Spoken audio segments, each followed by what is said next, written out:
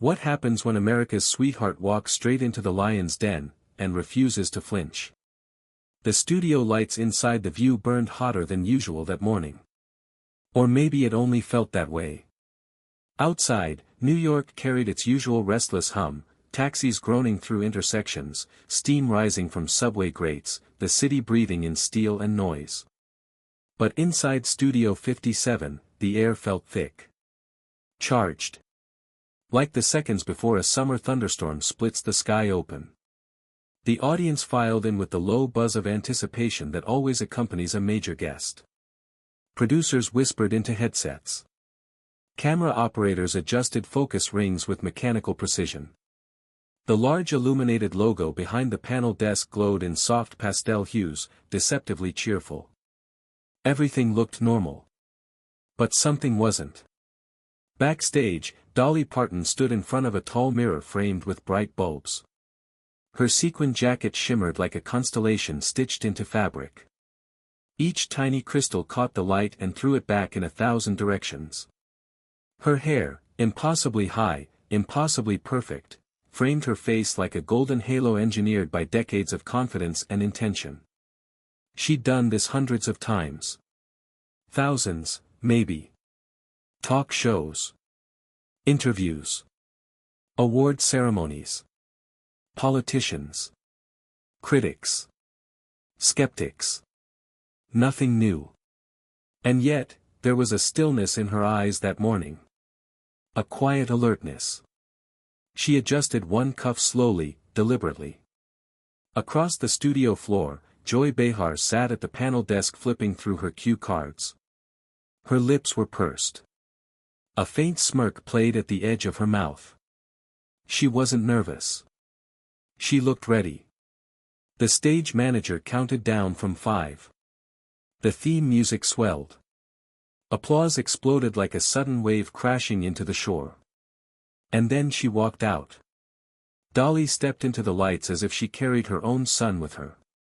The audience rose instinctively, not because they were told to, but because reverence has a way of lifting people to their feet. Her smile was luminous, effortless.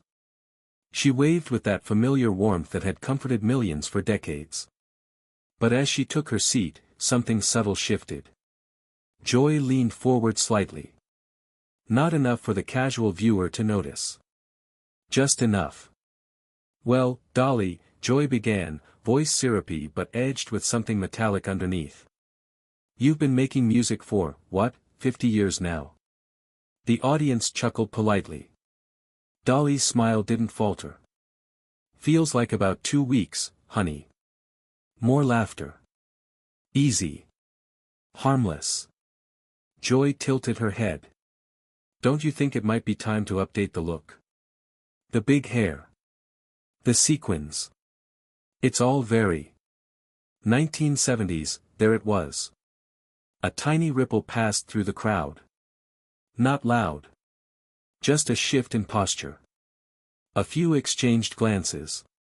Whoopi Goldberg's eyes flicked sideways toward Joy, just for a fraction of a second. Dolly's fingers rested lightly on her knee. Perfectly still. "Well," she said gently, voice like warm honey poured over steel, "I've always believed if something works, why fix it? My fans seem to like me just fine." Applause rose again, stronger this time. Joy smiled, but it didn't reach her eyes. "But don't you think," she pressed, leaning forward now, elbows touching the desk, "that you're setting a bad example for young women? All that emphasis on appearance. The plastic surgery. The costumes. It's not exactly feminist, is it?" The word hung in the air like a blade. The temperature in the room seemed to drop. Dolly blinked once. Slowly. Behind the cameras, a producer shifted uncomfortably. "Well, Joy," Dolly said softly, "I reckon feminism's about choice. And I've always chosen to be exactly who I am." The audience murmured approval, low, steady. But Joy wasn't finished. "You've built an empire playing into stereotypes," she continued. "The giggle. The Southern Belle act. The Barbie doll image. Isn't that a little, shallow for someone who claims to be a serious artist. The phrase landed harder than the first. Cartoon. Barbie doll. Shallow. Whoopi's hand twitched slightly toward her stack of notes. Sunny shifted in her chair. Even the cameraman adjusted his stance, sensing the tone change. Dolly's smile remained. But something in her posture straightened. A millimeter. A fraction. Enough. Joy, darling, she said, eyes locking onto her host now with a clarity that could cut glass. I write my own songs. I run my own businesses. I've employed thousands of people. If that's shallow, well, that says more about you than it does about me. A few audience members clapped, cautiously at first. Then louder. Joy exhaled sharply through her nose. Oh please, Dolly. You can't seriously pretend your success isn't built on male fantasy. You're basically a Barbie doll with a guitar. The studio went quiet. Dead quiet. The kind of quiet that feels like pressure in your ears before a plane takes off. Dolly's fingers tapped once against her knee. A small tell. Almost imperceptible. She turned slightly toward Joy. Let me ask you something, sweetheart, she said, voice no longer syrupy but steady. Grounded. How many literacy programs have you started? Joy blinked. How many children have you helped put through school? How many hospitals have you funded? Joy opened her mouth, closed it again. That's not the point, she replied quickly. Oh, Dolly said, tilting her head, I think it is. The audience was no longer murmuring. They were frozen. You see, Dolly continued, her tone strengthening, while you've been sitting here behind this desk critiquing women's appearances. I've been building libraries. I've given away over 100 million books to children who might never own one otherwise. A wave of energy passed through the room. You don't like my hair, she added gently. That's fine. But don't confuse personal taste with moral authority. Joy's jaw tightened. You're dumbing yourself down, she snapped. It's insulting to women who fought for equality. Dolly leaned back slowly. Not defensive. Not retreating. Evaluating. And what if, she said quietly, kindness isn't dumb? What if warmth isn't weakness? What if choosing sequins over cynicism is a strength? The applause came faster now. Louder. Uncontainable. Joy's composure flickered, just briefly. You're twisting this, she insisted. You've created a fake persona. Dolly laughed. A real laugh. Bright and clear. Authentic, she replied, is growing up dirt poor in Tennessee and working every day of your life to become something better. Authentic is using what God gave you, brains, business sense, hair and all, to build something meaningful. She leaned forward now. And authentic isn't tearing down other women because their choices make you uncomfortable. The silence that followed wasn't empty. It was electric. Joy's fingers curled around the edge of the table. White-knuckled. The camera zoomed in slightly. The red tally lights blinked. Millions were watching. Whoopi cleared her throat. Maybe we should, no, Joy interrupted sharply. Her voice had changed. There was heat there now. You're perpetuating outdated stereotypes, she said. You giggle. You act helpless. That's not empowering. That's manipulative. A collective gasp rippled through the audience. Dolly's smile faded, just slightly. You know what, Joy, she said calmly. You're right about one thing. I am intelligent. She paused. Intelligent enough to build an empire. Intelligent enough to write songs that have touched millions. Intelligent enough to know that how I present myself doesn't diminish my worth. She held Joy's gaze. But apparently not intelligent enough to understand why you think you get to judge other women's choices. Joy's face flushed red. The room felt smaller. Tighter. The tension was no longer subtle. It was visible. Like a wire pulled too tight between two poles. And then, Joy leaned forward again. "Someone needs to call out this act," she said, voice rising. "You're not really this sweet." Dolly's eyes softened. "And what if I am?" A beat. A long one. The audience held its breath. Joy opened her mouth to respond. But Dolly raised one manicured hand slightly. "I'm not finished, honey." And that's when the air shifted completely. Because the sweetness was still there. But beneath it. Steel. And just as Dolly began to speak again, her voice lower, steadier, sharper than before, the tension in the room reached a point of no return. Something was about to break. And no one in that studio was ready for what would happen next. The sweetness was still there. But beneath it, steel. Dolly's hand lowered slowly back to her lap, but the atmosphere in the studio had already transformed. The playful daytime talk show energy, the easy laughter, the predictable rhythm, had dissolved into something raw and unpredictable. Even the lights felt harsher now, reflecting off the glossy desk and casting sharper shadows along the panel. Millions were watching. And everyone in that room knew it. Dolly leaned forward just slightly, enough to signal that she was no longer deflecting. No longer brushing off comments with charm alone. "You said I'm not really this sweet," she continued, her voice steady but firmer now. "That it's an act. So let me ask you something, Joy. What would you prefer?" The question hung there. Would you prefer I walked in here angry? Cynical? Ready to tear someone down before they tear me down first? Joy inhaled sharply, but Dolly didn't give her the space to interrupt. "Because I learned a long time ago," Dolly said, her eyes glinting under the studio lights, "that the world already has plenty of sharp edges. I decided I didn't want to be one of them." The audience shifted. A few murmurs of agreement slipped through. Joy straightened in her chair, clearly trying to regain control. "That's not what I'm saying. I'm saying the persona is calculated." Dolly nodded once. "Of course it is," she replied calmly. The answer caught Joy off guard. Everything about a career in entertainment is calculated. The lighting. The wardrobe. The branding. You think this desk isn't calculated? You think those questions weren't? A ripple passed through the crew. Someone backstage exhaled audibly.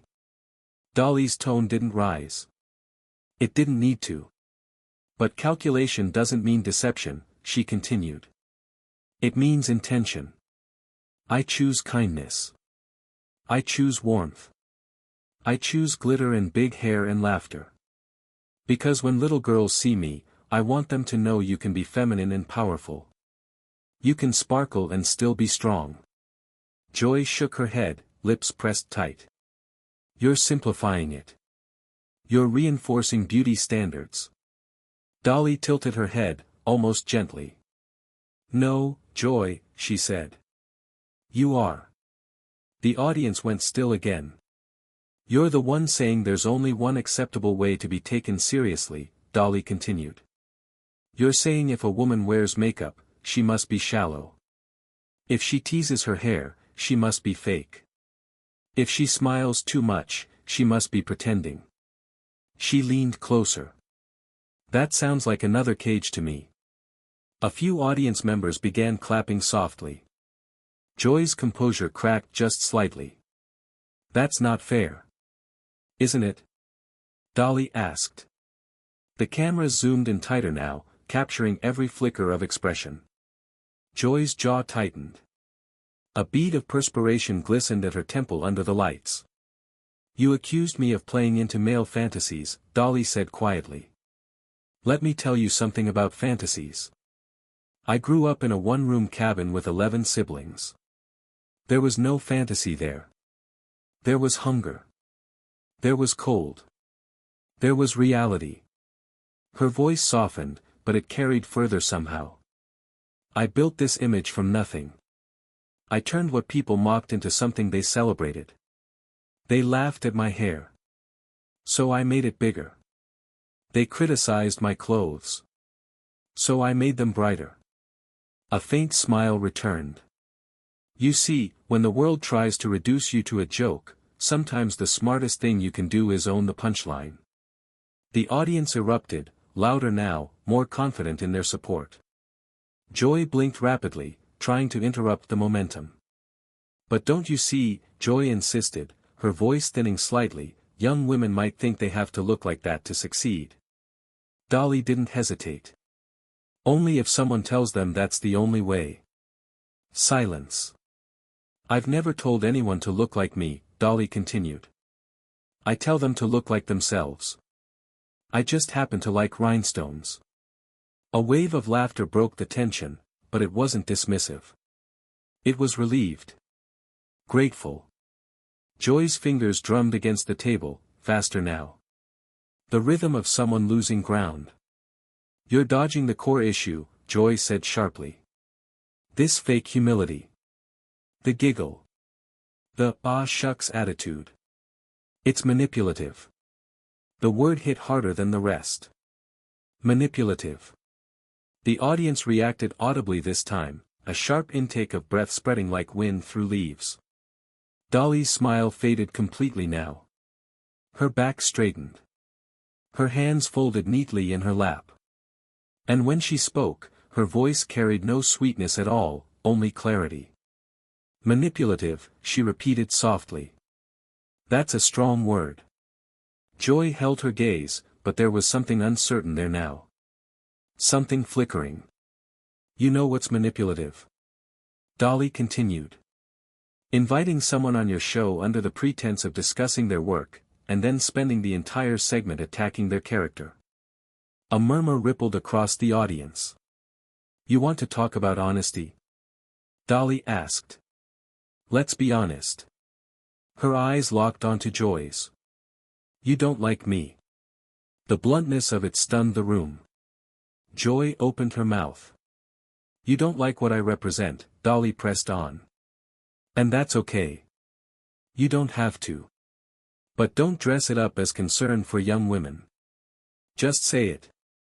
The silence was deafening now. Whoopi shifted in her seat but didn't speak. Sunny looked down at her notes, clearly unwilling to jump in. Joy swallowed. That's ridiculous, she said, but her voice wavered. I don't dislike you.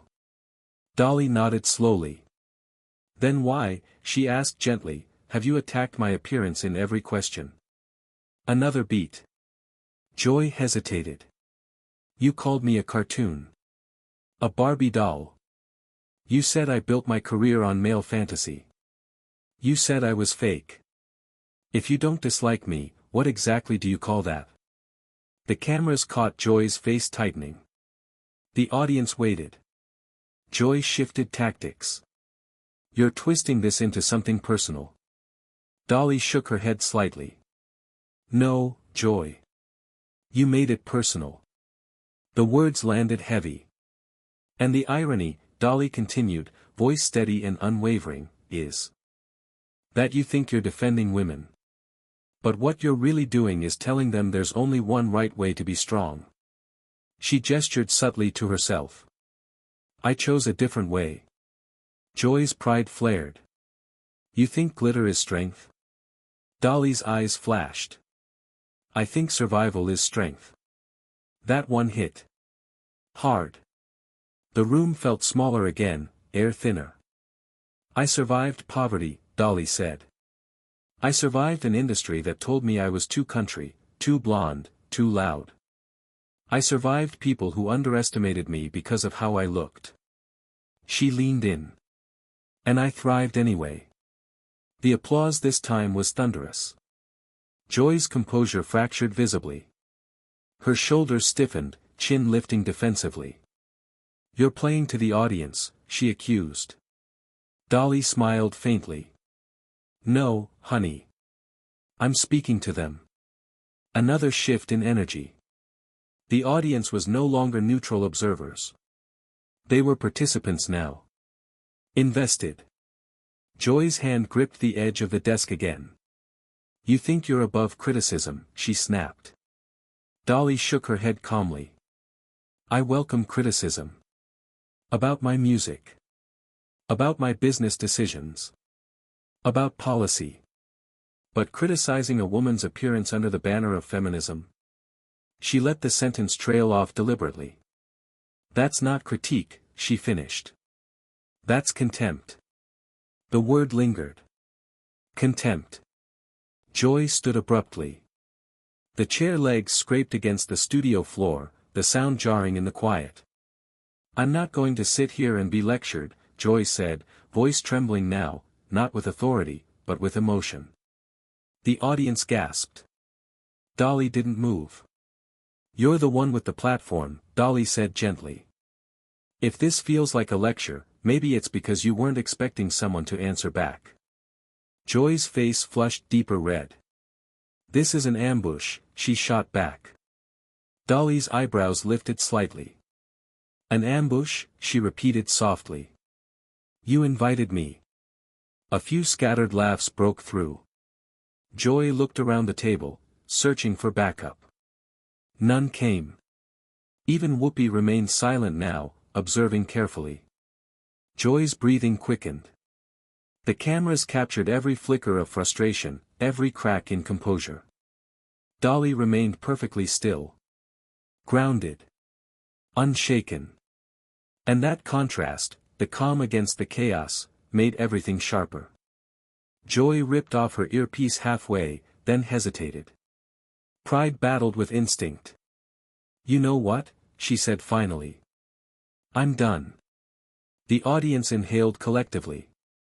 Dolly watched her carefully, not smug. Not triumphant. Just steady. And as Joy turned toward the edge of the set, something shifted again. Because Dolly leaned slightly toward her microphone. And in a voice that was calm, clear, and impossible to ignore, she spoke one final sentence. A sentence that would freeze the entire room in place. And change everything. Joy had already taken 2 steps away from the table when Dolly leaned toward the microphone. The room held its breath. The lights hummed faintly overhead. A camera operator shifted his footing, unsure whether to follow Joy or stay locked on Dolly. The audience sat suspended in that fragile space between chaos and revelation. And then Dolly spoke. Joy, she said quietly, her voice no longer sweet, no longer playful, just clear. Before you go, let me leave you with something. Joy stopped. She didn't turn around immediately. Her shoulders were rigid, her back stiff beneath the studio lights. But she paused. And that pause was everything. Dolly rose slowly from her chair. Not abruptly. Not dramatically. Deliberately. The sequins along her jacket caught the light like tiny stars igniting one by one. The movement alone shifted the energy in the studio. She wasn't towering over anyone. She wasn't advancing. She was standing her ground. I've been called a lot of things in my life, Dolly continued, eyes steady, voice carrying to every corner of the room. Too blonde. Too country. Too loud. Too feminine. Too ambitious. Too much. The audience listened in absolute silence. But I learned early on, she said, that when someone tries to reduce you to a stereotype, it's usually because they can't compete with your substance. A ripple moved through the crowd, soft, almost reverent. Joy slowly turned back around. Her face was flushed, but the anger had dulled. What remained looked more like wounded pride. Or maybe realization. Dolly didn't gloat. She didn't smirk. She simply continued. You don't have to like my hair, she said gently. You don't have to like my clothes. You don't even have to like my music. A faint smile returned, not mocking, but knowing. But if you think you can dismiss 50 years of work, millions of lives touched, and call it fake because it's wrapped in rhinestones, then maybe the problem isn't the glitter. The audience exhaled audibly. Joy swallowed. For the first time since the confrontation began, she looked smaller. Not physically, but emotionally. The sharpness had faded from her eyes. "You accused me of playing into fantasies," Dolly went on. "Let me tell you what my real fantasy was." She paused. "To make enough money so my family never had to go hungry again." The words landed like a weight. To build something that lasted longer than the insults. Another beat. To create libraries in towns that never had one. The studio felt different now. Not tense. Still. Joy's fingers, still gripping her earpiece, loosened slightly. Dolly's voice softened again, but this time, it wasn't defensive.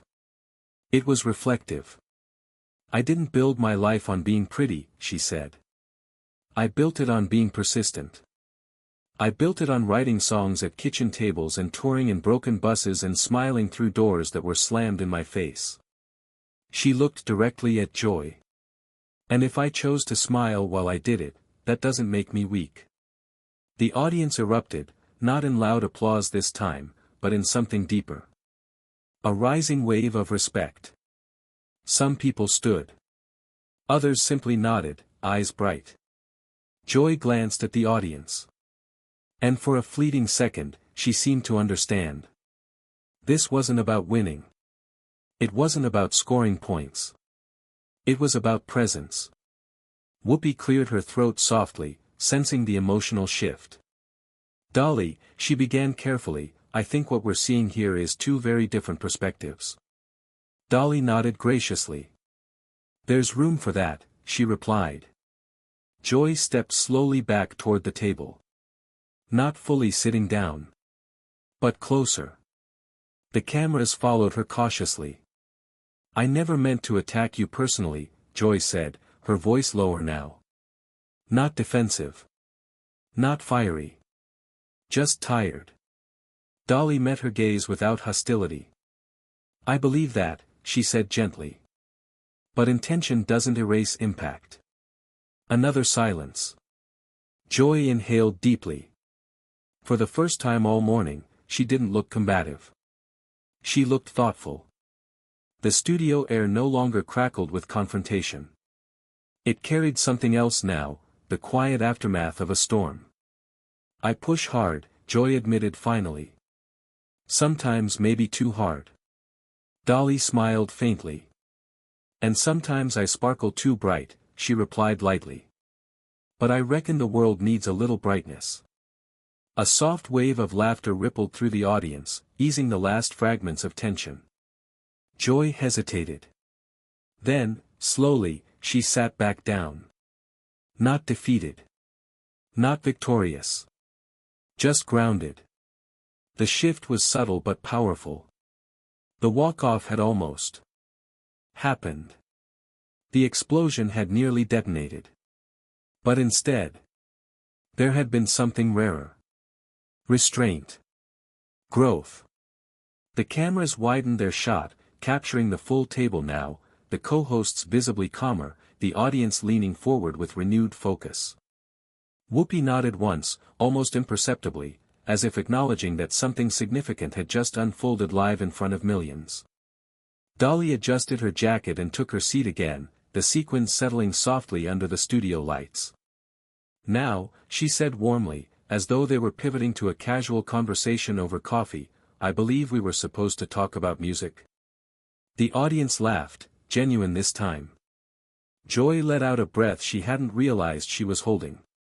"Yes," she said quietly. "Your new album." And just like that, the segment moved forward. But it wasn't the same. Because everyone in that studio, from the camera crew to the interns to the viewers at home, knew they had witnessed something rare. Not just an argument. A reckoning. A reminder. The rest of the interview unfolded with a cautious civility. The questions turned toward songwriting, philanthropy, creative inspiration. Dolly answered each one with grace, never referencing the Clash again. She didn't need to.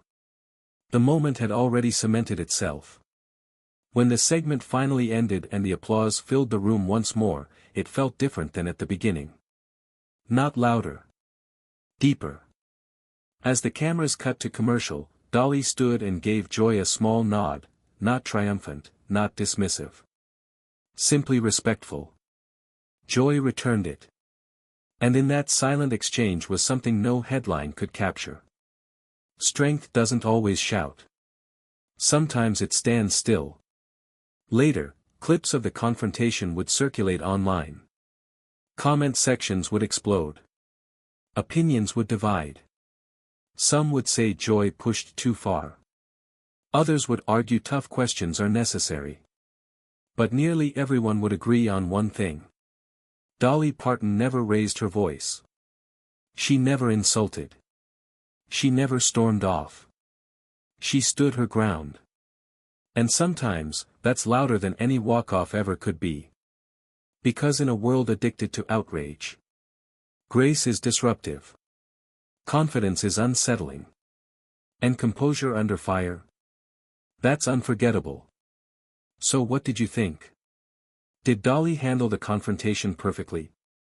Should Joy have approached it differently? Or was this simply two strong personalities colliding in real time? Let me know your thoughts in the comments below. If you enjoyed this deep dive into one of daytime television's most explosive moments, make sure to like this video, subscribe to the channel, and share it with someone who believes strength and femininity can coexist. Because sometimes the brightest light in the room is the one that refuses to dim.